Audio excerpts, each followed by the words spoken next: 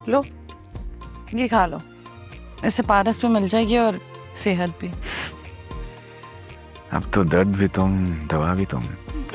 जैसे ही तुम्हारा बेटा सजा काट के वापस आएगा, तुम उसे लेकर मेरी और मेरी बेटी की जिंदगी से कहीं बहुत दूर चली जाओगी। हम अपने बच्चों की शादियां आपस में करेंगे। कर दे, माफ कर दे, माफ कर दे भाईजान, प्लीज माफ कर दे।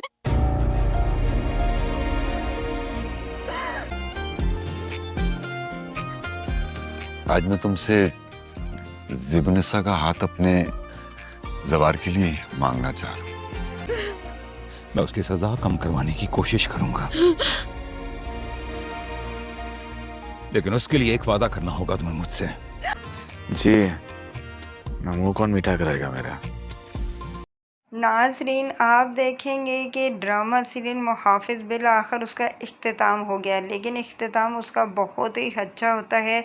ज़वार को बिल आखिर पारिस मिल ही जाती है। इधर आप देखेंगे कि वहाँ पर उसका बाप और एजाज दोनों बैठे हुए होते हैं और एक दूसरे को कह रहे होते हैं कि बचपन में ही हमने ये कह दिया होता है कि अगर मेरे घर बेटा पैदा हो और तुम्हारे घर बेटी पैदा हुई तो हम एक दूसरे का रिश्ता करेंगे। इस तरह आप देखेंगे कि एजाज मीर बेजाद से उसकी बेटी का हाथ मांग लेता है। दूसरी तरफ आप ये भी देखेंगे कि उसकी बहन आती है और उससे माफ़ी मांगती है और उसे कहती है कि मेरे बेटे को माफ़ कर दो। इस पर मीर बेजाद कहता है कि ठीक है, मैं तुम्हारे बेटे की सज़ा कम करवाने की कोशिश करूँगा। जब तुम्हारा बेटा घर वापस आ जाएगा तो तुम मेरी और मेरी बेटी की ज़िंदगी से दूर चली जाओगे, हमारे सामने कभी भी नहीं आओगी। और इधर आप देखेंगे कि पारिस और जवार एक दूसरे को पाकर बहुत ही खुश है, क्योंकि जवार को असल ज़िंदगी मिल चुकी है।